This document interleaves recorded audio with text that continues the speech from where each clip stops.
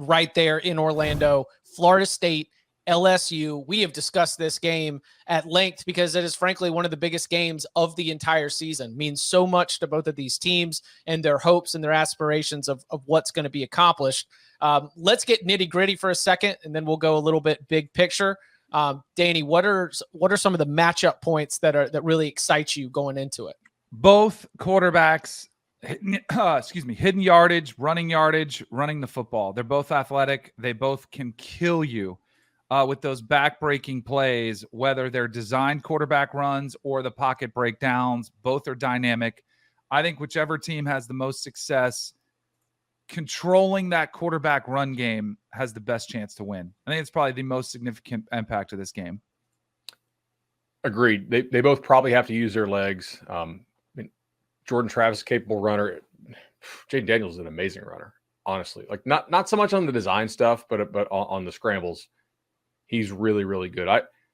I think you're going to see a matchup of 3 or 4 top 100 picks at receiver against a lot of defensive backs who will probably play in the NFL, but are probably waiting until day 3 or maybe, getting that free agent call, right? And I think the weapons on the outside for both teams are really special. Florida State's offensive line is really experienced. LSU's offensive line is really talented. And I think both teams do have some difference makers up front on defense as well. So I'm excited to see this. Obviously, the LSU secondary is major questions after, the kid they took from Ohio State, Johnson, won't play in the ball game. He's hurt. Mason Smith, the D tackle we talked about on the show, and then Denver Harris still kind of running third team. I mean, that was the number 2 cornerback in the portal, which on talent absolutely should be, but apparently still not getting with the program, if you will. So, do you have 2 corners you trust for LSU? Do you have 3? I think Florida State's going to make those new corners prove that they can make their checks, that they can play in one-on-one against Coleman and Wilson on the outside. Can Jaden Daniels throw the ball 15 to 20 yards down the field or more? Because a lot of his passing from last season was not. And he's got, as you mentioned, incredible future NFL wide receivers who should be having a matchup advantage. Like, is that a Jaden Daniels thing? Or was that just sort of, the way that things went last year? Like if Jaden Daniels has taken a step forward in terms of being a downfield passer, vertical, deep ball, that kind of stuff, we're talking about an LSU team that is going to live up to that little number 5 that's beside their names in the rankings right now. If he is last year's Jaden Daniels, they're going to lose 2 games, and possibly Florida State is going to be one of them. And I think we're talking about 8-4, 9-3 ceiling in general. Last year's Jaden Daniels, good enough to be able to get them right to where they were last year. But if you want to really talk about competing for the playoff, the national championship, winning this game against Florida State, that wide receiver room's too good. Brian Thomas, Malik Neighbors, we've been mentioning their names all offseason. They are going to have, as you mentioned, an advantage. Jaden Daniels, downfield passing is huge. I'm so pumped about seeing Keon Coleman in this game. I think that's going to be one where it was such a late addition to Florida State's team that everybody already believed in. I don't think that, not from a power ratings perspective, but just the average fan, I don't think the average fan upgraded Florida State's offense the way that they might need to upgrade Florida State's offense with the addition of Coleman right there. And then the absence of Mason Smith. Like, it's going to be a big what if, but if all of a sudden they're able to get any kind of push on the interior of defensive line, I don't think that'll be the case as much as maybe the absence of the disruption that Smith could have caused in terms of messing up the timing and sort of what they want to do when they're trying to mix things up. And because, Mike Norvell throws a lot of eye candy at you. He likes to keep you off balance. And if you're able to disrupt the timing by blowing up the middle of the line of scrimmage, then that creates real problems when that's your offensive approach. So, Jaden Daniels as a downfield passer is probably my number 1 that I'm really looking at going into this game. I think the Jaden Daniels downfield passing, it's a combination of factors. I think that one, the further downfield you get, I think his accuracy suffers. I think there's no denying that, but I don't think it's like a steep drop off. I think part of the problem is he doesn't pull the trigger. Like he waits too long. Because if you look at the numbers last year, LSU allowed pressure on 27.4% of its dropbacks last year, which was good. It ranked 23rd nationally. They had a sack rate of 8.6%, which ranked 103rd. Mm. Doesn't take a genius to figure out that's somebody standing in the pocket waiting for something to happen for far too long while his offensive line is doing a pretty decent job of giving him, time to find the guy. So I think that you need to see more decisiveness on those deep routes instead of waiting for guys to get, as open as I need them to be before I feel comfortable making this throw. So I think you need to see step forwards there. And I think that is going to be one of the key things because like LSU's offensive line is good and they give him time. And I think that's going to be an important thing against this Florida State defensive front because Florida State is going to bring pressure. They have a lot of dudes up there that can get after the QB. So if Jaden Daniels can diagnose the play before the snap and figure things out and read it and get it done and have confidence in his ability to make the throw more often, it could be a very good thing for LSU, not just in this game, but all season long. So on that, it's really interesting. So Daniels had one like the highest scramble scores ever on Sports Info Solutions, but it was really like measuring how good the scrambles were when he actually took off. But 44% of pressures against Daniels last year turned into sacks. Yep. So it's really like he holds the ball a long time. He doesn't really trust it to throw it. Although I will say, if you like tracking on a game-by-game basis, I thought Daniels was much better down the stretch than he was. Like a lot of this stuff is from the first 6 games when he was adjusting to their system. Like if you got the early season Jaden Daniels against Florida State, I would predict Florida State to blow them out. Right. But I think Daniels improved quite a bit down the stretch. When he actually does break the pocket, though, he's just slippery as hell. So the other thing on the Mason Smith deal, LSU was a team that really struggled to defend counter last year. And there's like 2 guys that high school coaches and other college coaches really want to watch the tape of or go in person to these coaching clinics with certain concepts. And for Florida State, that concept is counter. Right. They run like a million variations on it. It's basically Mike Norvell's offense and Lincoln Riley's offense, like the 2 probably most respected counter teams out there, like the high level team. I'm sure there's some D2 teams that just run the hell out of counter to do it well, but Texas State's going to do it out of the Bryles offense, but sure. Right. Yeah. Yeah. So that to me, it's like if you had Mason Smith, you could kind of play him on the backside to the strength, right. And let him kind of get soloed on the center and just blow that thing up if you can. They have really good at D-line at LSU still. Like, it's not like these guys are scrubs. They're all going to be draft picks, and some of them will be high draft picks. But I don't know if they're total game wreckers, I guess, right? I do think LSU's linebackers, though, are studs. I mean, you get Perkins. Apparently, they're really happy with the Spates kid. He can call the defense. He was a little bit more athletic than anticipated him being just from watching his stuff at Oregon State. I've heard his numbers are really good. So if you got like a smart, super old dude who's physical as well, it allows Perkins to kind of run around and just be Harold Perkins for LSU. And I think they, aside from Georgia, LSU might have the best linebackers in the SEC. Ooh. Yeah, that Harold Perkins, that's going to be interesting to see what he does lining up more at the linebacker position. Do they move him around? Like, how do they utilize him?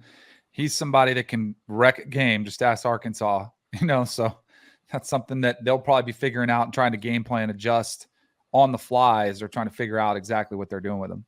Also, going back to last year's game, just another factor. This is a cliche thing too, but it was very evident. You saw it on display in the game last year. You need to finish your drives in this game. We saw last year there was a lot of red zone shenanigans that led to this game maybe being closer than it could have been or should have been in the end. So when you get the chance to score in this one, you need to finish with a touchdown. You can't turn the ball over and settle for field goals. Any team doing that is going to lose. Yeah. What's the weakness of each team? We're very high on these teams, and we've talked a lot about what's good. We talked about the X factors, some of the matchups that we're watching. What's the weakness for each of these teams? The LSU secondary is their weakness. Yeah, Bud touched on it earlier. You kind of want to give them the benefit of the doubt just because LSU has done such a good job with defensive backs over the years. But just looking at this team this year, I don't think there is the first round draft pick guy, at least nobody who has stepped forward to be that guy. So for me, that's going to be the one thing that when LSU loses a game, if they do, it'll be because they gave up too many big plays in the passing game. For Florida State, I think they don't have a lot of top end talent in the secondary, at linebacker, and at offensive line. They're relying on experience, cohesion, good college players. But I think there are very few players at those position groups who will have their names called in the first couple of rounds, if any. of the draft. Danny? I was going to say safety, but similar to what Bud said, I was thinking about scoring, it brought it to my mind because Brian Kelly voiced this as a concern that he had. And a big question that he had going into the year was, are we going to be able to run the ball when we need it? And when you talk about these red zone plays or 3rd and short, is LSU going to be able to, against, I think Braden Fisk might be one of the most important players in this game. If you want to talk about an addition that interior pass rush. Yeah, it's just going to be, whoa. Does LSU have the worst running back room in the SEC? I don't know if it's the with worst, who's currently banged up and who's currently suspended and all that stuff. This is the running backs do not impress me, and so being able to run the ball when it's not Jaden Daniels, which by the way, last year Jaden Daniels, team's leading rusher by 350 yards. Yeah, I will say last year they can't sustain that again. No, that's not the way that LSU is going to be able to accomplish their goals. I would run him like crazy. If he gets hurt, I'm going to put Nussmeier in. I don't want Jaden Daniels in there just for his arm. Jaden Daniels is scary to me because of the scrambling ability. Jaden Daniels heavily skews these numbers, but last year on 3rd and 4th downs, LSU had a success rate of 70.7% in the run game. That was 5th in the country. Florida State was 7th. But I do think there's definitely concern about handing it off on 3rd and 4th down. They have not been successful. A lot of that was Jaden Daniels kind of scrambling. Probably 3rd and mediums out there where he's able to go get you that 6 or that 7 to be able to move the chains. Yeah, so I'll be interested in that. And then for Florida State, while Mason Smith is not there, we talk about the offensive line being deep. We talk about the offensive line, being no longer the major red flag. I'm not positive it's a strength. Yeah, Phil Steele had him number 3 in the country. That's crazy pills. Solidly top 20. Yeah, because the experience, because the lack of mistakes, type thing. But they don't have many, if any, NFL players on the offensive line right now. LSU probably has 3. Anyway, just thinking about that might be high-end guys. Just thinking about something. I'm curious. I'll throw this your guys' way. Because you said, Brian Kelly said, can we get those yards when we need them, like those short yardage situations? How many times do you think we see the Eagles QB sneak formation with Jalen Hurts? Because I think it was UTEP. Didn't UTEP show it? And then they did a fake, which blew up and it was awful. But I bet you see teams pull that out of the woodwork and have everybody lined up there, crammed in there, and go short yardage. Because it's, you hear the NFL players. The only thing is you got Jalen Hurts who squats, 1,600 pounds, whatever it is, coming up the middle. Your quarterback better be ready for it. But I bet you see it a lot this weekend. Yeah, and on the other hand, Jaden Daniels, they're celebrating that he's made it to 215. Oh, wow, he's like the former president. 6'2", 215. Jaden Daniels. All right, I don't want to spoil anyone's lock for Thursday. I want y'all to come back for that one, just in case this is on the board. But in any other sort of final predictions that you want to make, or in any big call place that you got your eyes on here in this game? It's going to be fun. Home crowd, do we give any factor? Because I think it's 50-50, right? I don't think it's 50-50. 70-30? I think Florida State will have probably. Edge. Does the hurricane kind of affect travel for LSU fans? I know Jim Phillips couldn't go Wednesday to Sunday. I doubt. I mean, maybe a couple LSU fans, if they were flying in really early to do the Disney thing with the family throughout the week or something, possibly. Yeah, it's to the Carolinas by Thursday. Yeah, I mean this game's Sunday evening, so I don't think so. No, Tom. I think Wake Elon might be. Oh, so we got wonder conditions in Wake Elon. Mental note. I do think it's going to be pretty hot though. It has been really hot here in a way. I mean, I've lived in Florida all my life. This has been maybe one of the hotter summers I can remember. And I live in Orlando, so conditioning will be a factor. If either team wants to push tempo, I think defensive line depth is a factor. I could see some points for sure. Oh, cramps! Let's go.